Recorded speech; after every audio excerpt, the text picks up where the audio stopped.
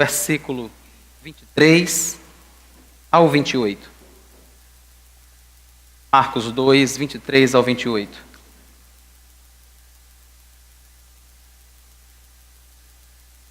Assim o texto. Aconteceu que num sábado, Jesus atravessava as searas e os seus discípulos, ao passar, começaram a colher espigas. Então os fariseus disseram a Jesus: olhe, por que eles estão fazendo o que não é lícito aos sábados? Ele lhes respondeu: vocês nunca leram o que Davi fez quando se viu em necessidade e teve fome? Ele e os seus companheiros, como entrou na casa de Deus, no tempo do sumo sacerdote Abiatar, e comeu os pães da proposição, os quais só aos sacerdotes era lícito comer, e ainda deu desses pães aos seus companheiros? E Jesus acrescentou: o sábado foi estabelecido por causa do homem, e não o homem por causa do sábado. Assim o Filho do Homem é Senhor do sábado também. Senhor, nós agradecemos ao Senhor pela Tua palavra e suplicamos a Tua graça e o Teu favor sobre cada um de nós, para que possamos ter um coração sensível ao Teu ensinamento, à Tua direção. Fala conosco, Deus, e nos edifica para a glória do nome de Jesus. Amém. Irmãos, a gente tem estudado nos domingos à noite, né? O Evangelho do Senhor, escrito por Marcos, pelo evangelista Marcos. E nesse final do capítulo 2, no começo do capítulo 3 também, ele trata de uma questão que é muito relevante, que foi muito importante naquela época. Como nós já vimos nos sermões anteriores, os fariseus e os escribas, né? Os fariseus eram a liderança do partido religioso, do maior partido religioso de Israel, que eram dois, né? Os fariseus e os saduceus. E os fariseus eram apoiados pelos escribas, que eram mestres da lei, né? Eram pessoas que, na maioria das vezes, eram mantidas pelos fariseus para estudar e interpretar e ensinar a lei. Quando eles viram Cristo e sua pregação, Cristo era um rabi, era um mestre também da lei, né? E quando os escribas viram a pregação e o modo como Cristo vivia, alguma coisa chamou a atenção deles e eles não gostavam do que viam. E a gente já viu isso acontecer algumas vezes, né? Eles não percebiam que a diferença entre Jesus e um outro rabi qualquer, e um outro mestre, é que Jesus não era apenas um mestre. Ele era Deus, o próprio Deus encarnado. Por isso ele podia perdoar pecados, como ele fez com aquele paralítico. Ele olha para o paralítico e manda o paralítico se levantar. Os escribas ficam agoniados, né, incomodados com aquilo, e Cristo diz: é melhor eu dizer a eles que o pecado dele está perdoado, ou dizer que ele pode levantar, tomar a sua cama e andar. Um outro problema que acontecia é que os escribas e os fariseus, eles tinham uma cegueira natural que foi sendo provocada no decorrer dos anos, com relação ao entendimento da lei, com relação ao entendimento da vontade de Deus. Então eles tinham criado, irmãos, uma tradição oral que era muito vasta, era muito ampla. Agora vocês imaginem, uma tradição oral, isso não era registrado. O que eles tinham registrado, escrito mesmo, era o que eles chamavam de Torá, que eram aqueles primeiros 5 livros da Bíblia, né? Mas eles tinham uma tradição oral muito grande sobre a interpretação dessa Torá, sobre a interpretação da vontade de Deus expressa nesses livros. Vocês certamente já participaram daquela brincadeira do telefone sem fio, né? Que você junta um grupo de pessoas, conta uma história para uma em um ponto, e quando vai comparar com a história que chega para outra. É claro que isso não é de propósito, né? Mas é interessante como às vezes a galinha que tinha colocado um ovo aqui no começo, no final já eram 12, eles estavam cozidos e faziam parte de uma salada. Isso num grupo pequeno. Agora dá para você imaginar, no decorrer de anos e anos e anos, essa tradição oral e passando de uma pessoa para outra, não tinha nada registrado, não tinha nada escrito. O que estava escrito era a lei de Deus, era a Torá, era o Gênesis, era Levítico, era Êxodo, Número, Deuteronômio. Agora você imagina essa tradição oral sendo passada de uma pessoa para outra durante centenas e centenas e centenas de anos até a época de Cristo. O quanto isso já tinha sido modificado, o quanto tinha sido distorcido e o quanto estava distante daquilo que era a vontade de Deus expressa na sua lei. Tanto é que Cristo precisou, irmãos, e ele faz isso em Mateus capítulo 5, no Sermão do Monte, ele precisou esclarecer muitas coisas. Ele disse, olha, a lei está dizendo assim, não mate, mas quando você se ira com alguém, você está matando. Porque pela tradição oral, eles não haviam entendido isso, eles não haviam percebido que você tratar o outro mal, que você falar mal do outro, Jesus chega a dizer que uma pessoa que chame o seu irmão de tolo, né? A palavra que é usada lá em hebraico é raca, né? Que é uma palavra que quer se referir a uma pessoa abjeta, a uma pessoa completamente desprezível. E Jesus diz, uma pessoa que pensa isso do seu irmão, ele é réu do fogo do inferno. Então imaginem, tudo isso estava inserido no não matarás, mas eles tinham muita dificuldade em entender por causa daquela tradição oral. As pessoas foram dizendo, não, o modo de entender o não matarás é desse jeito. O modo de entender o não adulterarás é dessa forma. Tanto que, em determinado momento, eles levam uma mulher a Jesus e dizem assim, Senhor, aqui está essa mulher que foi pega no próprio ato adulterando. Irmãos, a lei dizia que os dois deveriam ser apedrejados. Os dois. Por que eles só arrastaram a mulher? E eles dizem isso a Jesus, né? Senhor, a nossa lei diz que ela tem que ser apedrejada. O que o Senhor diz? E Cristo podia ter perguntado a ele, sim, e o restante da lei? Que fala sobre o homem. Onde é que estava o homem? Ela foi pega no próprio ato adulterando e o homem evaporou? Vocês só trouxeram ela? A tradição oral tinha distorcido muito do que era a vontade de Deus. Agora, o próprio Deus encarnado, o próprio legislador, aquele que tinha inspirado tudo aquilo, aquele que tinha falado com Moisés, cada uma daquelas palavras, estava entre eles. E isso os chocava. O modo como Cristo apresentava para eles a vontade de Deus, a vontade dele mesmo, que é o próprio Deus, chocava aqueles homens. Então, conta-nos Marcos um episódio que demonstra bastante isso, irmãos. O Senhor Jesus está caminhando no meio da seara de alguém. Isso era muito comum naquela época. Era muito comum. Inúmeras vezes você precisava passar por dentro da plantação de alguém para chegar a outro lugar. E havia caminhos próprios para se fazer isso. Havia, inclusive, irmão, uma legislação que dizia como você deveria se comportar quando passasse pelo meio da seara de alguém, com o objetivo de ajudar aqueles que tinham necessidade, aqueles que tinham menos posses.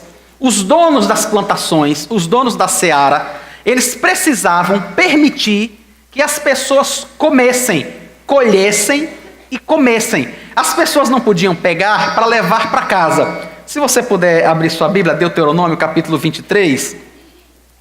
Deuteronômio 23, os versículos 24 e 25.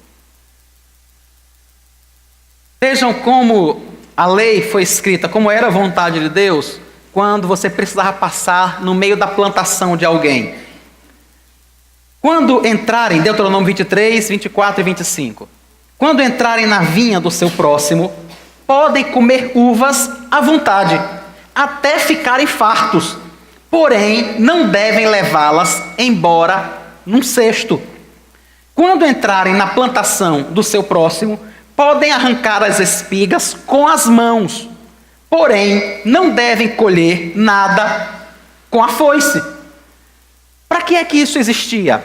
Para deixar claro que alguém que estivesse passando no meio de uma plantação de uva e tivesse de comer uma uva, que aquela pessoa não fosse roubar, ela tinha autorização.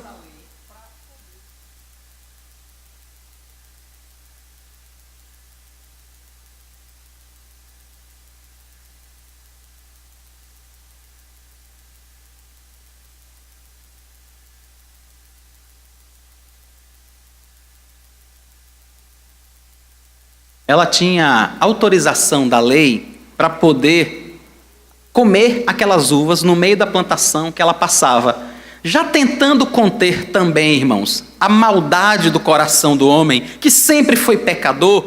A lei ainda deixava claro: não leve um cesto. Você pode levar a uva na barriga, você não pode levar no cesto. A ideia não é que você entre na plantação do outro para colher e vender, ou para pegar para dar a outras pessoas. Mas se você tem vontade de comer, se você tem fome, pode fazer isso, pode comer. E os discípulos de Jesus estavam passando junto com ele, no meio de uma seara dessa, e eles começam a colher espigas. E eles colhem com a mão mesmo. O texto que é paralelo a esse é Lucas, o capítulo 6 de Lucas, o versículo 1. Lucas foi mais claro para tentar descrever o que os discípulos faziam, e ele acrescentou esse detalhe. Lucas 6:1, ele diz assim: aconteceu que num sábado, Jesus passava pelas searas, e os seus discípulos colhiam e comiam espigas, debulhando-as com as mãos. Vejam, Lucas já deixa claro de que os discípulos não estavam colhendo com a intenção de vender, eles não estavam com a foice, eles na realidade estavam pegando para se alimentar. Jesus andava cercado de muitas pessoas, de todo tipo de gente andava ao redor de Jesus. Inclusive muitos escribas e muitos fariseus andavam próximos a ele. Então os fariseus e os escribas chegam para Jesus, está em Marcos 2:24, e diz assim: olhe, por que os seus discípulos estão fazendo o que não é lícito aos sábados? Por que os seus discípulos estão colhendo espigas? Irmãos, vejam, a lei não dizia que era proibido colher espigas. Não tinha esse problema. O que era proibido eram duas coisas. Primeiro, você colher num cesto para levar para casa, para vender ou coisa parecida. E depois, trabalhar no sábado. Realmente, no sábado não era para trabalhar. Quando o Senhor estabeleceu, na realidade, o 4º mandamento, o dia de descanso, ele estabelece um dia para que as pessoas realmente não trabalhassem. É o que está em Êxodo capítulo 20, o versículo 8-11.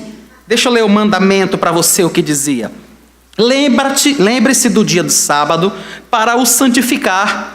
Durante 6 dias você pode trabalhar e fazer toda a sua obra, mas o 7º dia é o sábado dedicado ao Senhor seu Deus. Não faça nenhum trabalho nesse dia, nem você, nem o seu filho, nem a sua filha, nem o seu servo, nem a sua serva, nem o seu animal, nem o estrangeiro dentro das suas portas. Porque em 6 dias o Senhor fez os céus e a terra, o mar e tudo o que neles há. E ao 7º dia descansou. Por isso o Senhor abençoou o dia de sábado e o santificou.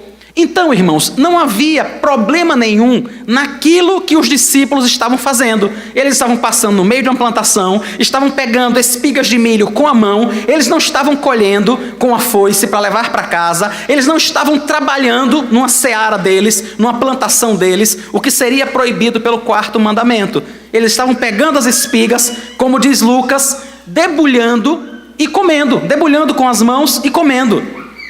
Mas os fariseus dizem: por que seus discípulos, Senhor, estão fazendo o que não é permitido fazer num dia de sábado? Aonde é que diz que não era permitido? Na tradição oral.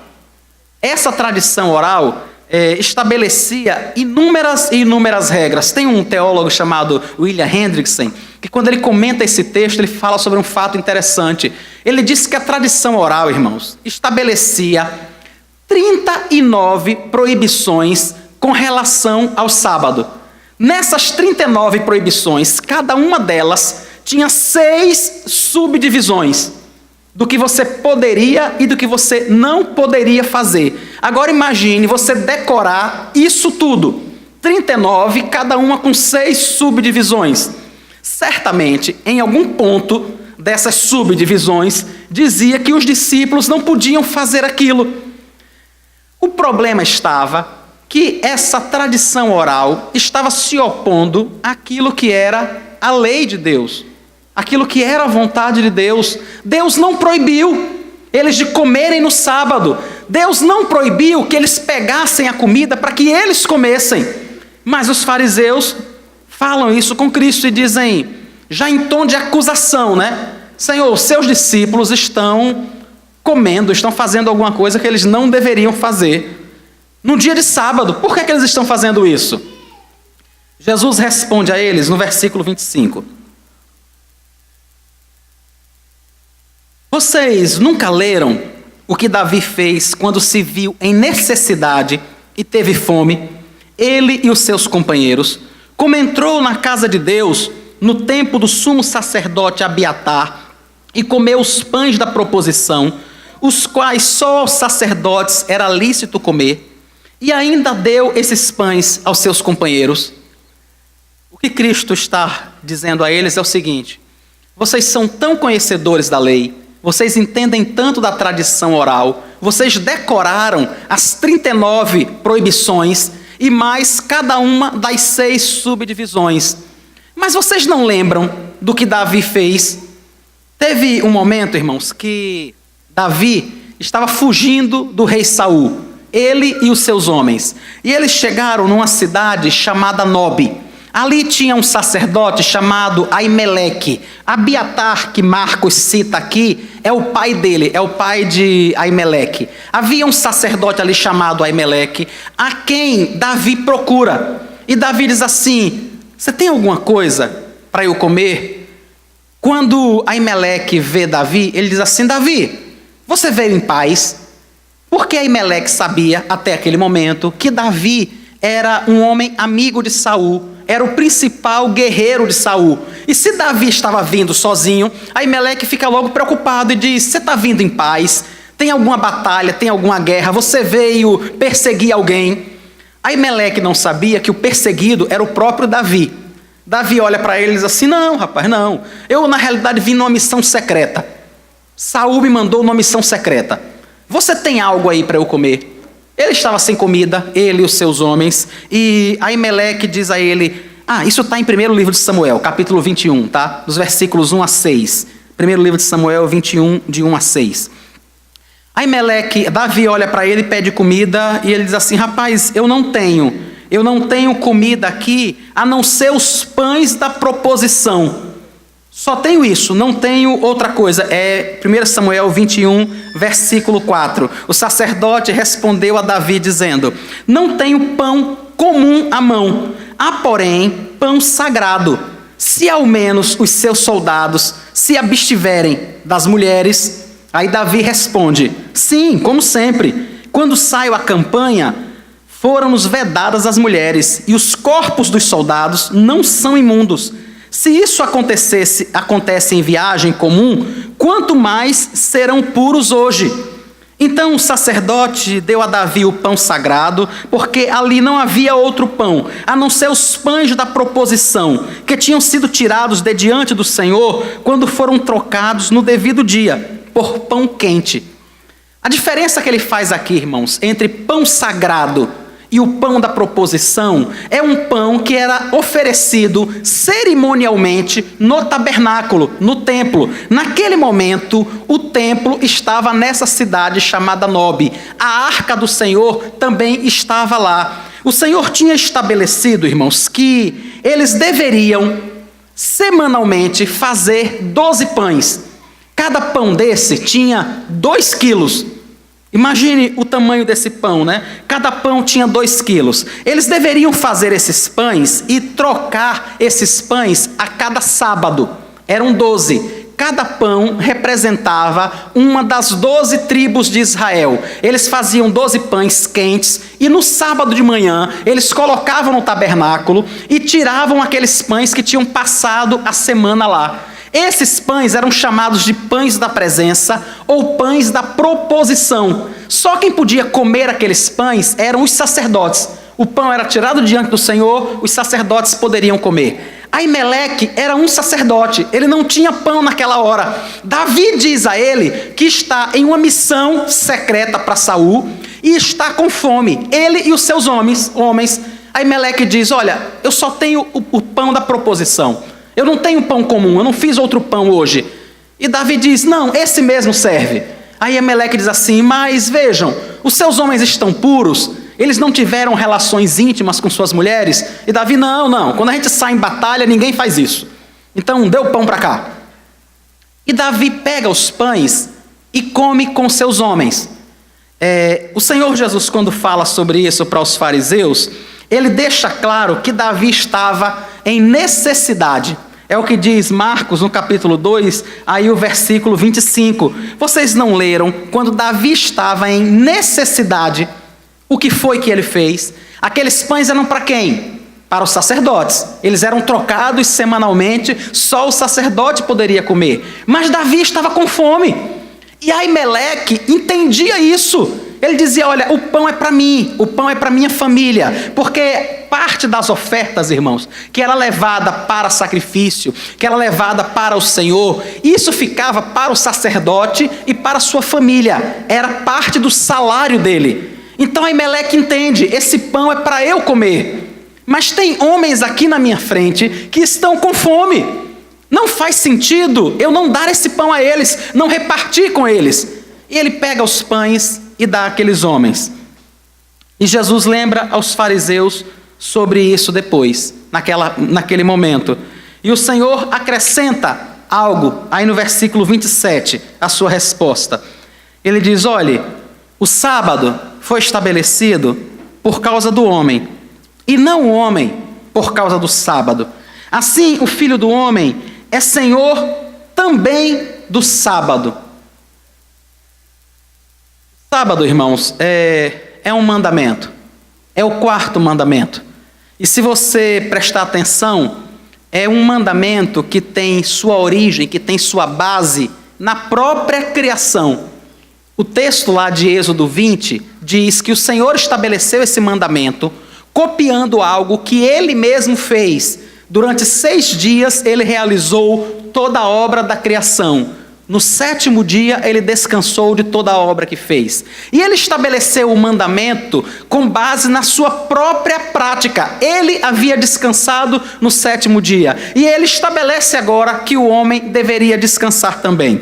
Em primeiro lugar, este mandamento não foi extinto, como nenhum dos outros mandamentos foi extinto. Nós hoje não podemos adorar imagem de escultura, não devemos levantar falso testemunho contra nossos irmãos, não devemos adulterar, roubar, matar, não devemos desonrar pai e mãe.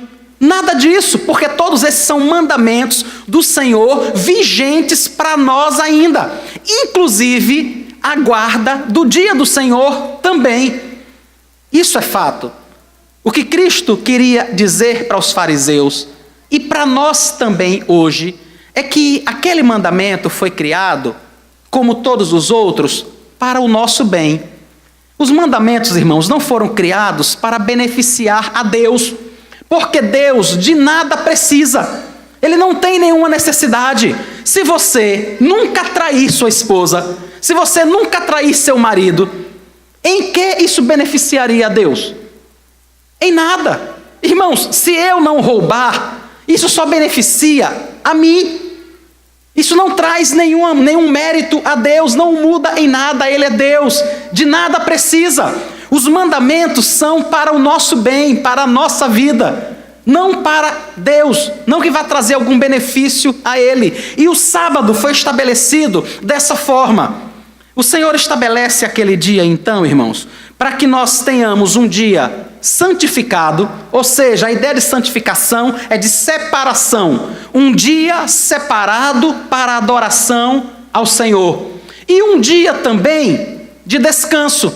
Nesse dia, nós descansamos dos nossos labores, das nossas atividades práticas, daquilo que a gente faz dia após dia, e isso beneficia o nosso corpo. Quantos irmãos, quantas pessoas não param sequer no domingo? E depois de algum tempo, elas estão exauridas, estafadas, precisando tomar medicação, estão tendo crises, estão tremendo, estão ficando assustadas. E aí precisam parar obrigatoriamente, porque o corpo delas não suporta aquele ritmo de trabalho, domingo após domingo, domingo após domingo. Talvez a gente até tenha uma boa desculpa para isso. Talvez a gente até diga assim, não, mas eu preciso, eu não tenho o que fazer. O modo como está a minha vida configurada nesse momento não me permite outra coisa senão trabalhar de domingo a domingo. Ainda que você entenda ter uma boa motivação para isso, o seu corpo vai cansar do mesmo jeito. Entendem? O seu corpo não quer saber da sua motivação. Ele vai cansar, ele não foi feito para isso. Foi Deus que estabeleceu esse mandamento para o nosso próprio bem, para que a gente pare de trabalhar um pouco. Para que chegue um dia que a gente possa acordar um pouquinho mais tarde e ir para a igreja só 10 horas. A gente não tem que acordar tão cedo, né? Adebaldo já me confessou que se dependesse dele, a escola dominical começava às 7 horas da manhã. Eu disse, não, Adebaldo, 7 horas é muito cedo. Se pelo menos fosse 7h15, né? Agora 7 horas é bastante cedo, né? Mas é um dia que a gente pode descansar. Além disso, é um dia realmente santificado. Ou seja, é um dia separado para adoração ao Senhor.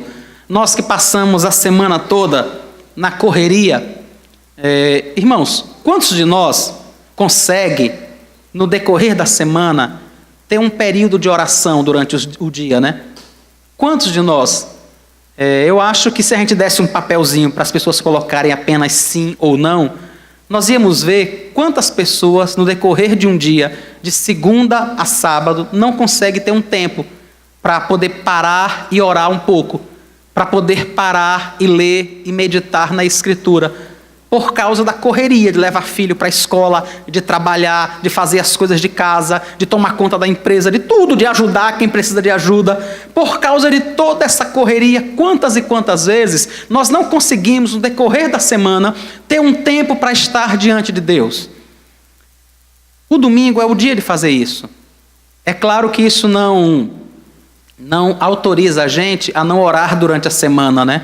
Mas domingo é o dia da gente estar com os irmãos, orar e adorar a Deus de forma conjunta, de forma comunitária, nos reunirmos para glorificar o nome do Senhor. Mas os fariseus queriam mais do que isso. Eles não queriam apenas estabelecer aquilo que o próprio Deus estabeleceu, um dia de descanso e um dia de adoração. Eles entendiam que tinham que ter 1 milhão de regras sobre como se comportar nesse dia. E o que eles não percebiam, irmãos, é que todas essas regras que eles estavam acrescentando, elas estavam gerando um fardo desnecessário sobre as pessoas. Pior, elas estavam desobedecendo a própria lei de Deus. Deus não estabeleceu aquilo. Deus não disse que os discípulos, tendo fome, não podiam comer, nunca estabeleceu isso. Pelo contrário, o que ele disse foi, não trabalhe, não trabalhe. Se você estiver passando no meio da seara de alguém, não vá tirar, não vá colher para vender, não vá colher para levar num cesto. Mas se você tem fome, pegue com a sua mão e coma. Foi isso que Deus estabeleceu. Mas os escribas queriam ir além disso, criando uma espécie de religiosidade que fazia com que eles se sentissem mais santos do que os outros. E não existe, irmãos, a possibilidade de ser mais santo do que aquilo que Deus estabeleceu. Quando eu e você estabelecemos padrões para os irmãos, que buscam uma santidade, uma santificação, uma prática maior do que aquela estabelecida por Deus, isso não é santificação, isso é desobediência à lei de Deus, entendem?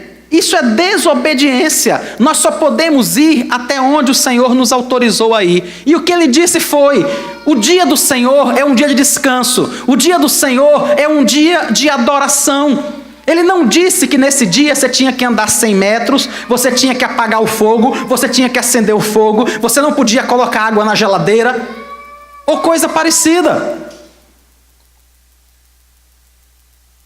E o Senhor deixa claro que a nossa necessidade precisa se impor sobre essas regras, irmãos, sobre essas coisas. Deixa eu dar um exemplo prático para vocês. Se no dia do Senhor você é uma pessoa fiel a Deus, uma pessoa que se esforça por adorar ao Senhor, por guardar o dia do Senhor, como os outros mandamentos também.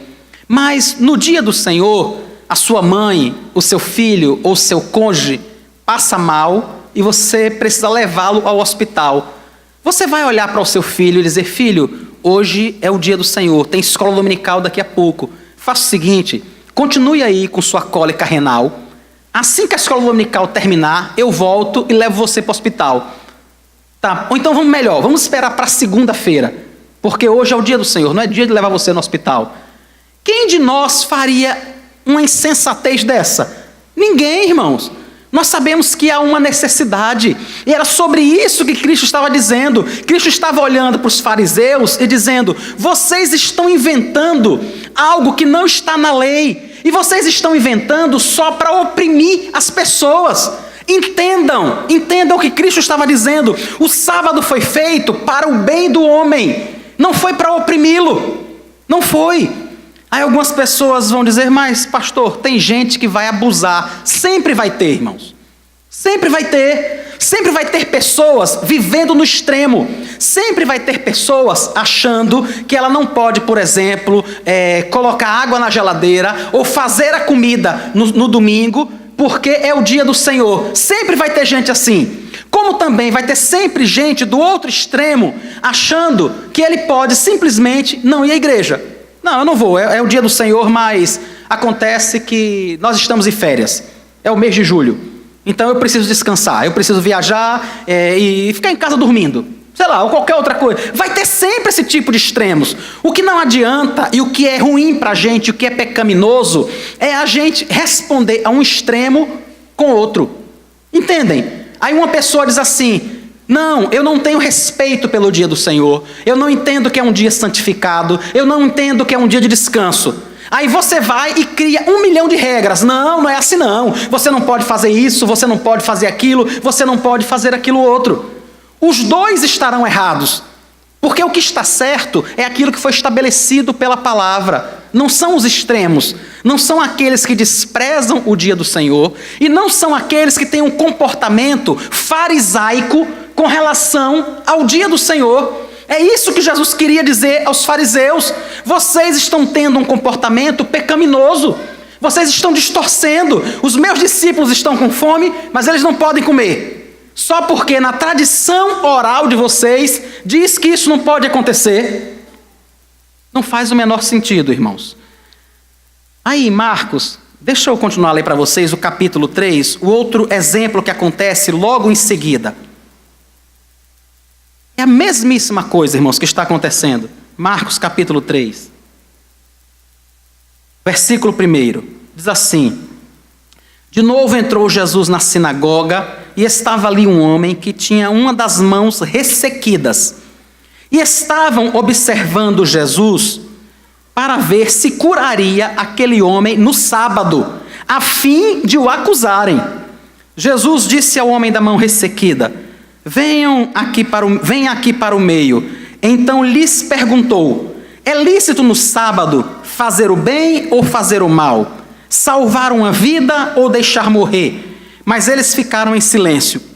Então Jesus, olhando em volta, indignado e entristecido, com a dureza de coração daquelas pessoas, disse ao homem: estenda a mão. O homem estendeu a mão e ela lhe foi restaurada. Os fariseus saíram dali e com os herodianos logo começaram a conspirar contra Jesus, procurando ver como o matariam. Vejam que Jesus pergunta a eles: é bom fazer o mal ou fazer o bem no sábado? Irmãos, Jesus estava na sinagoga, era o dia do Senhor, era o dia de adoração, e havia na sinagoga um grupo de pessoas que não tinha ido para ali adorar, mas tinha ido para a sinagoga observar se os outros estavam cumprindo a sua tradição oral. Dá para imaginar um negócio desse? Alguém que vai para a igreja não para cultuar a Deus, mas para observar como as pessoas estão se comportando. Se elas sentam dessa forma, se elas falam daquela outra, se elas vivem dessa ou daquele jeito. Era isso que esses homens estavam fazendo. Eles foram ao templo, eles estavam no momento da adoração na sinagoga, e em vez de cultuarem ao Senhor, eles estavam lá observando se Jesus ia curar alguém. Jesus, que conhecia o coração das pessoas e que não temia o que os fariseus, os escribas pensavam dele, Jesus chama o homem para o meio. Ele diz assim: vocês vieram aqui ver se eu vou curar alguém. Peraí, eu vou chamar o homem aqui para o meio, para ninguém ter dúvida. E ele chama o homem e diz assim: vem aqui. O homem vem e ele diz: estenda a sua mão, fique curado. E aquele homem é curado. Quando Cristo faz isso, relata Marcos aqui, um homem que andou com Cristo, né, e por isso ele pode dizer isso. Marcos diz aí no versículo 5, 3, 5, que Jesus olhou em volta, ficou indignado e entristecido. O sentimento no coração dele, irmãos, era de indignação em ver que pessoas saíram de suas casas no dia do Senhor e, em vez de adorar a Deus, foram ficar vigiando a vida dos outros para ver se estavam fazendo como eles queriam que fizesse. Era só isso que as pessoas iam fazer. E o texto diz que Jesus fica indignado com elas.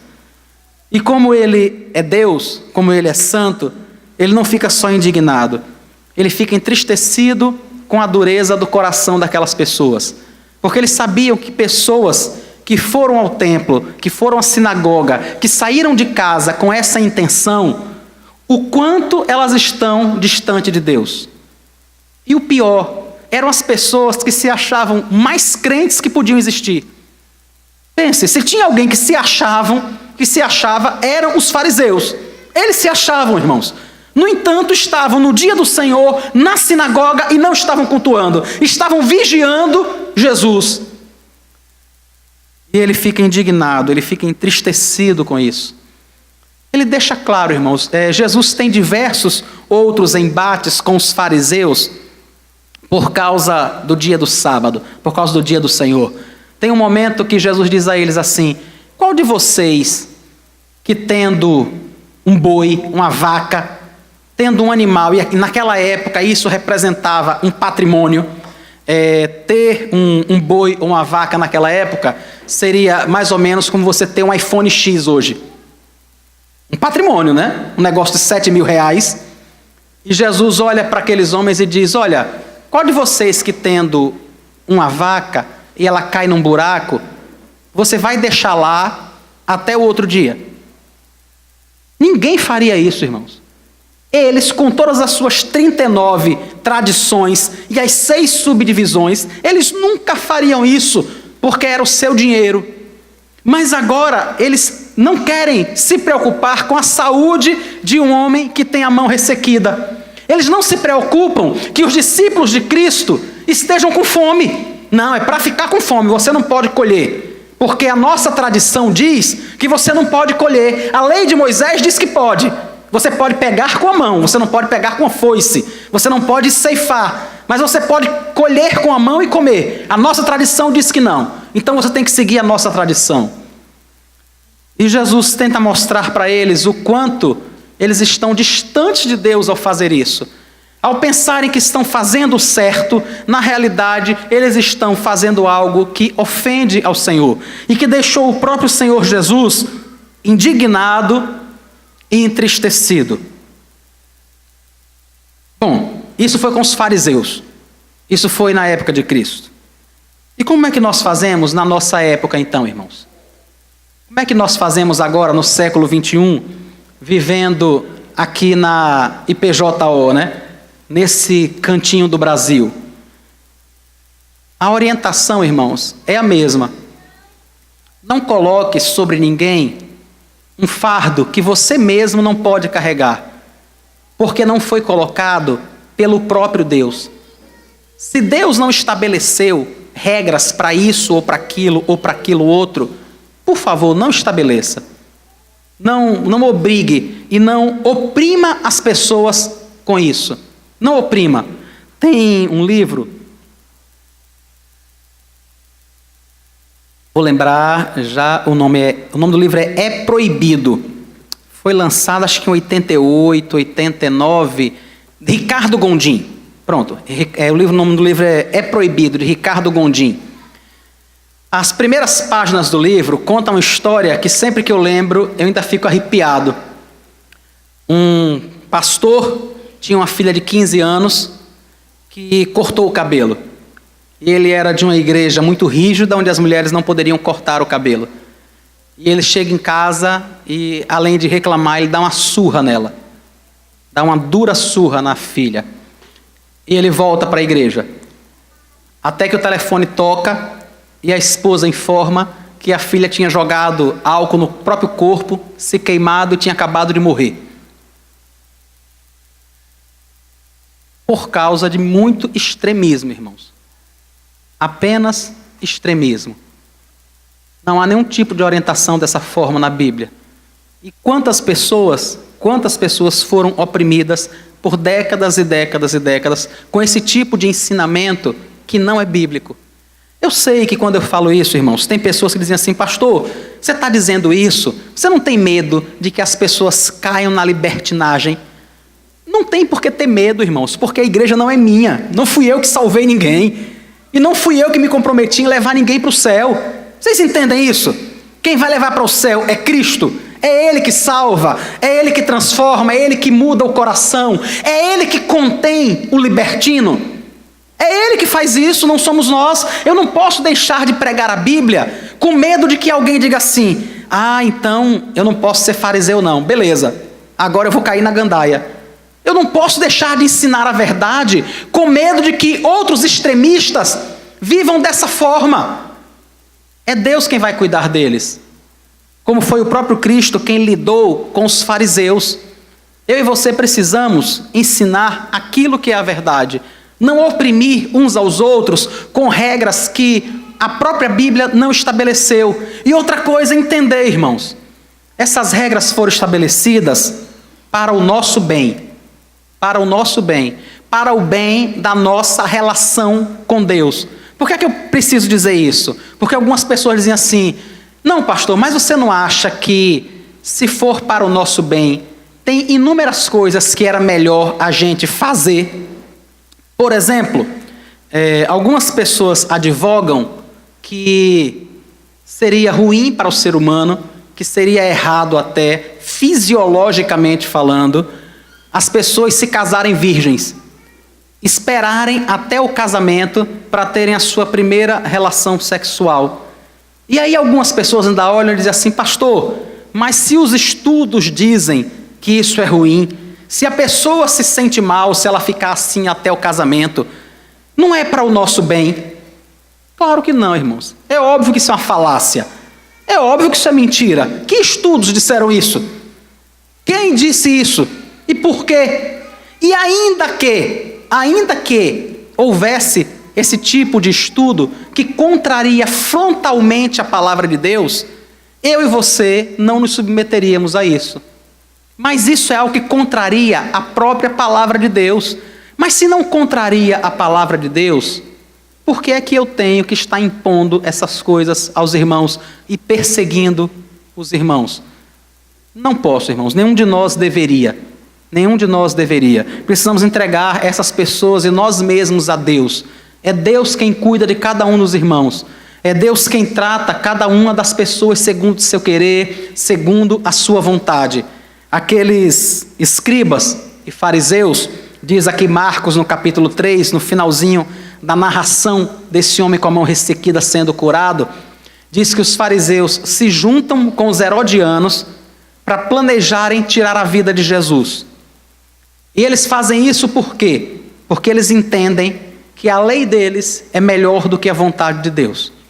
E algumas vezes, irmãos, as nossas regras, as regras que nós estabelecemos, parecem que são mais importantes do que a própria palavra de Deus. E quantas vezes nós trazemos problemas às pessoas por causa dessas nossas regras? Nós possamos apresentar isso tudo a Cristo, sabe?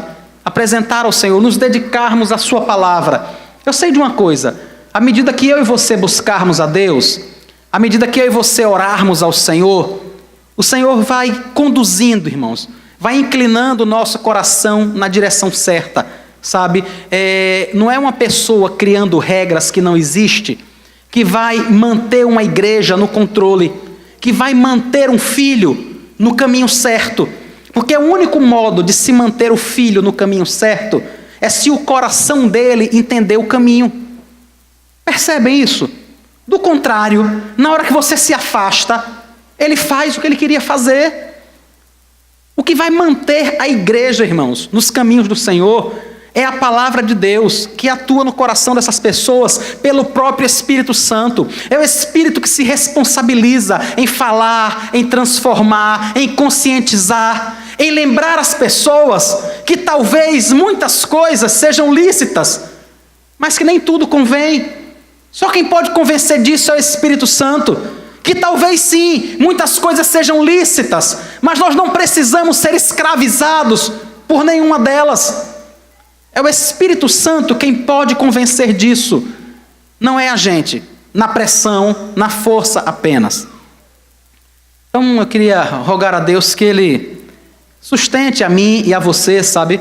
Nos ajude a ter amor pela palavra, amor mesmo pela Bíblia, para que a gente possa viver aquilo que é a vontade de Deus, irmãos, e não apenas invencionices nossas, para que a gente não oprima as pessoas com coisas que o próprio Deus não exigiu, que a gente seja misericordioso com os irmãos, como nós queremos que as pessoas sejam misericordiosas com a gente.